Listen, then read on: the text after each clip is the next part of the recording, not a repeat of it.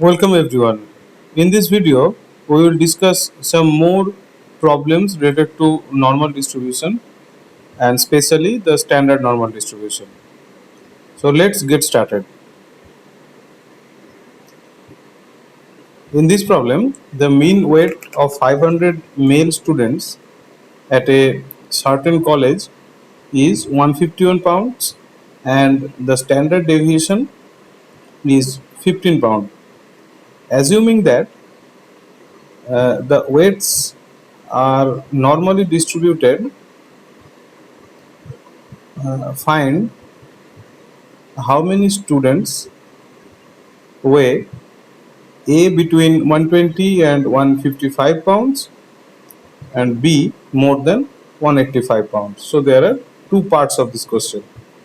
So let's now write down the information. Here N is 500, there are total 500 students and the mean of the weight is 151 pounds. So mu is 151 pound. And also it is stated that the standard deviation sigma is 15 pound. Let's now assume that the random variable x denotes the weights of the students of this college, and it is said in the problem itself that the x follows normal distribution with mu and sigma square, and in this problem the mu is 151 and sigma is 15, so sigma square is 225. Okay, so now let's denote z equals to x minus mu by sigma, and z follows normal 0 1. This is the well known standardized form of a normal random variable. Now for problem A, we have to find uh, the number of students between 120 pound and 155 pound.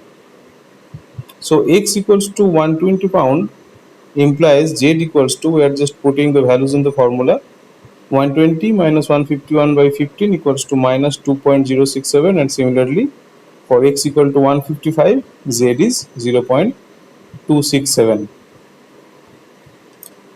So for problem A, x lies between 120 and 155.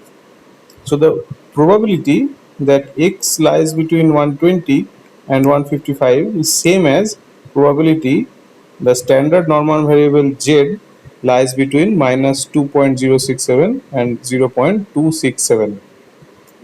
So this we can find it from the standard normal curve.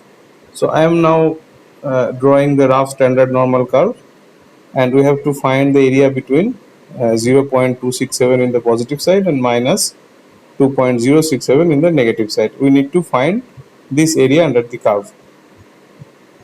Let's now go to the standard normal table and find the area corresponding to z equal to 0.267. So we'll just take the average between 0.26 and 0.27.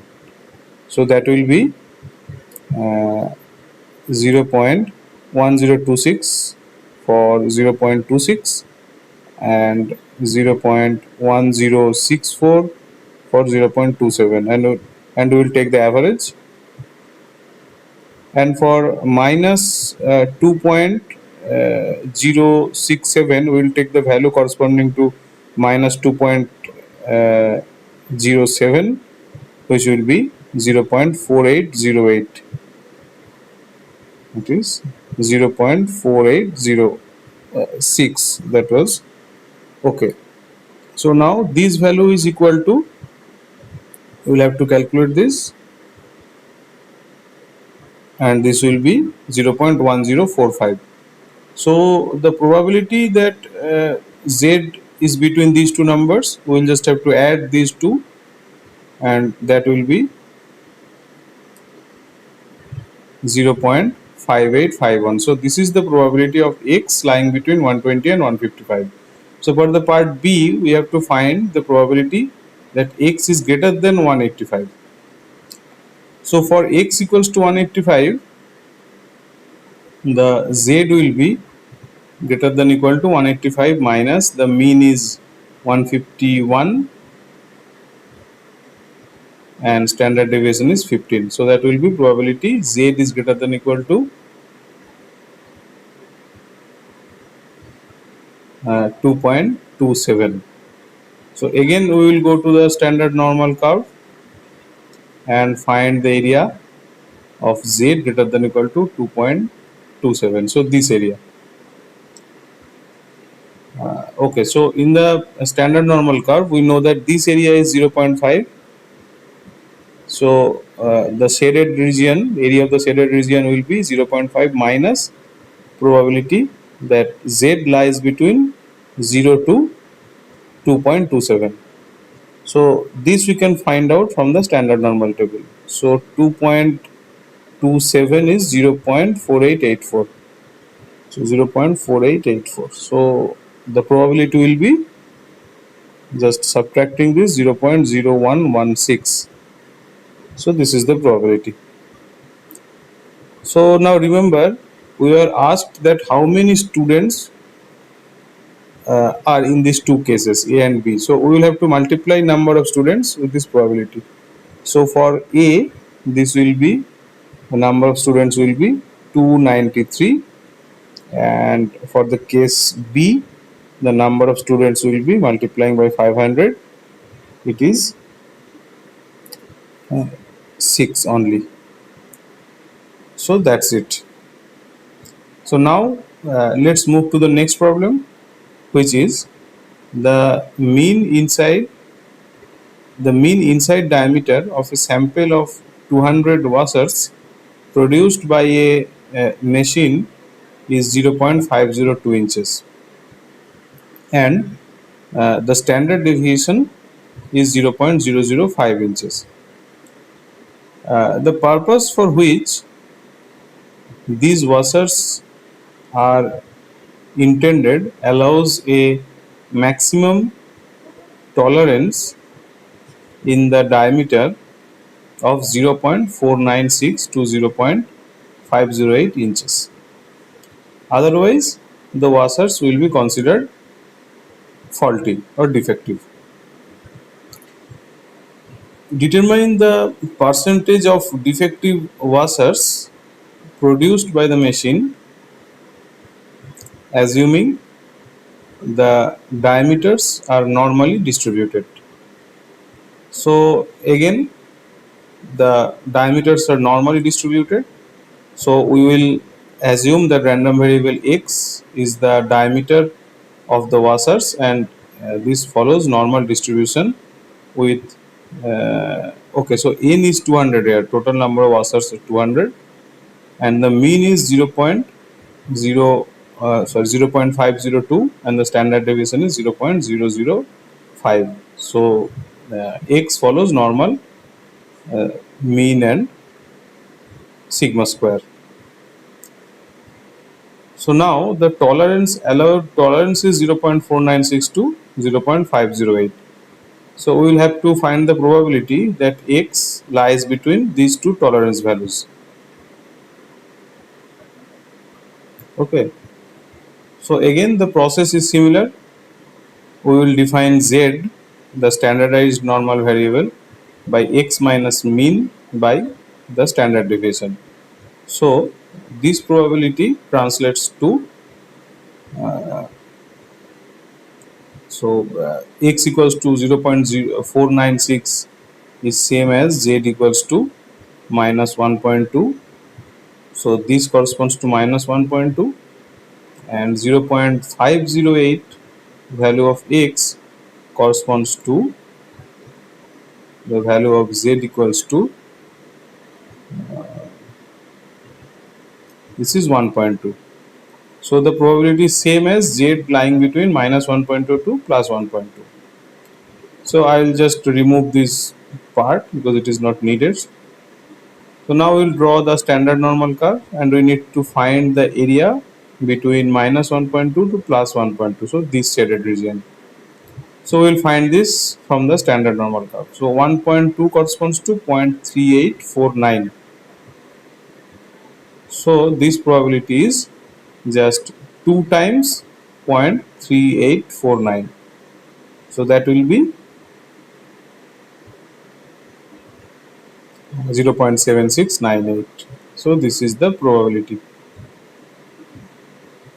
So percentage wise, this is 77%. So this is the probability of non-defectiveness, but we are asked the probability of how much percentage is defective. So that will be 100 minus 77, or 23% defective. So moving on to the next problem. In the next problem, we are asked to find the moment generating function of a normal distribution. So assume x follows normal mu sigma square, and the probability function of x is fx equals to this 1 by sigma root 2 pi e to the power minus x minus mu square by 2 sigma square. So the moment generating function is expectation of e to the power tx. So we will write down the formula. This is integration. The constant term should be kept out. So e to the power tx into e to the power minus x minus mu square by 2 sigma square dx. The limit is minus infinity to plus infinity. So let's now assume that x minus mu by sigma is v. So x equals to sigma v plus mu, and dx equals to sigma dv. Then mxt becomes 1 by sigma root 2 pi, the constant term, then integration, the limit will be same, just check it. So e to the power, taking t common, so the t terms are separate, t sigma v plus mu, and then e to the power the v terms minus v square by sigma square and dv, sigma dv, dx equals to sigma dv. So now again we will just cancel out the sigmas. So this is 1 by root 2 pi integration e to the power, we will just expanding this mu t plus sigma vt minus, there is a mistake here, this will be v square by 2. Okay, so minus v square by 2, and then dv. Right, so now we will calculate this term separately, mu t plus sigma vt minus v square by 2. So we are just doing the sum here, 2 mu t plus 2 sigma vt minus v square by 2. So this is same as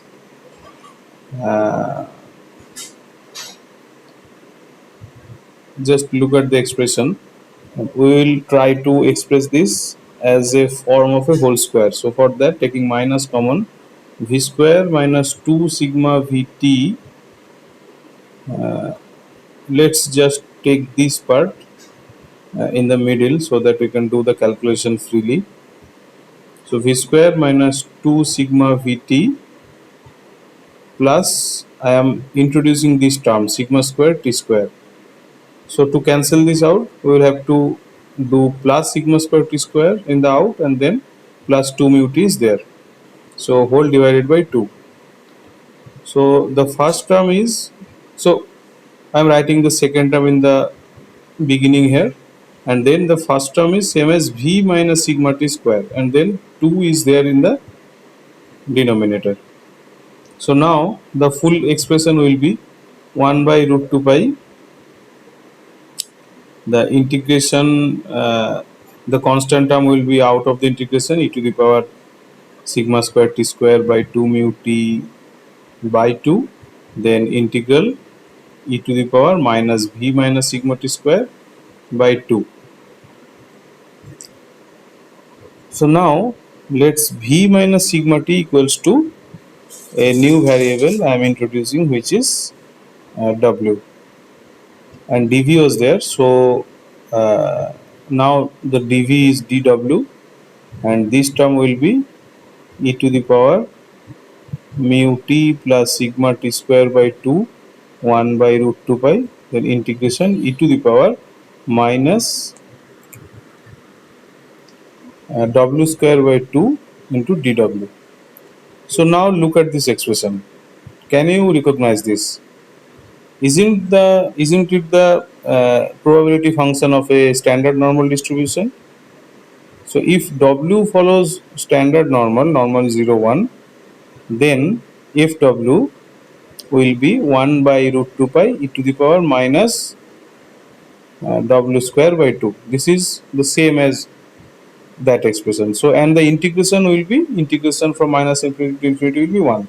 So the expression turns out to be e to the power mu t plus sigma square t square by 2. So this is the moment generating function. This is proved here. Moving on to the next problem. A fair coin is tossed 500 times and find the probability that the number of heads will not differ from 250 by A more than 10 and B more than 30. So in this problem, the Bernoulli trial is tossing of a fair coin. So it has two outcomes, head and tail, with success probability of success half. So x is a random variable which denotes the number of successes in 500. It is given 500 trials. So x follows binomial NP. N is 500 and P is half. So this is the definition of binomial distribution. And notice that the mean is NP is 250 and the standard deviation is root over NPQ equals to root over 125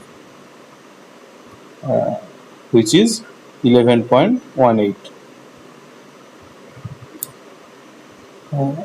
So now remember, from the relation between binomial distribution and normal distribution, it was given that when n is large enough, then standardized binomial distribution is same as standardized normal distribution. The condition is n should be large.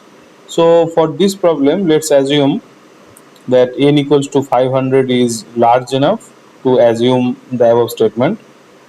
So in that case, the standardized binomial, which is x minus 250 by 11.18, which can be written as z, is same as standard normal distribution, normal 0, 1. So for problem A, it should not be differ more than 10 from 250. So x should be between 240 and 260. And for case B, x should be between 280 and 220. So what is the probability of these two cases? So for A, probability that x lies between 240 and 260 is same as, we will first write it in terms of standardized variable z. So for x equals to 240, z is minus 0.89, and x equals to 260, z equals to plus 0.89. So this probability will be same as z lying between minus 0.89 and plus 0.89. So we will find this from the table. So this area is 0.89 is 0.3133. So we will multiply 2 with this. So 0.3133 into 2. So 6266. This is the probability for case A. And for B, the x should lie between 220 to 280. So in the similar way, we will find. So for x equals to 220, z equals to 220 minus 250 by 11.18, which is minus 2.68, and for x equals to 280, z equals to plus 2.68. So this probability is same as z line between minus 2.68 and plus 2.68. So 2 multiplied by, for 2.68 the probability is 0.4963. So the probability will be 2 into 0.4963, which is same as 0.9926. So this is the answer for part B. Moving on. So a die is tossed 120 times. Find the probability that the phase 4 will turn up A 18 times or less and B 14 times or less.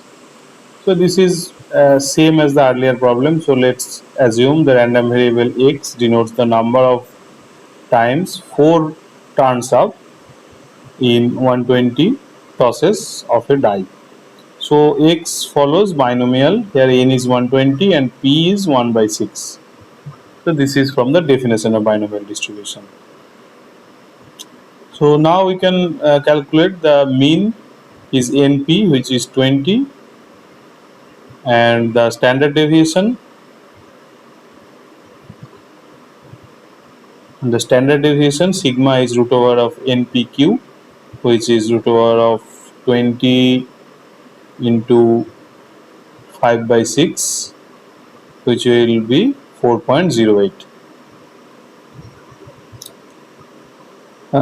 So the probability that x is less than equal to 18, and we will have to find in B probability x less than equal to 14. So probability x less than equal to 18 is what?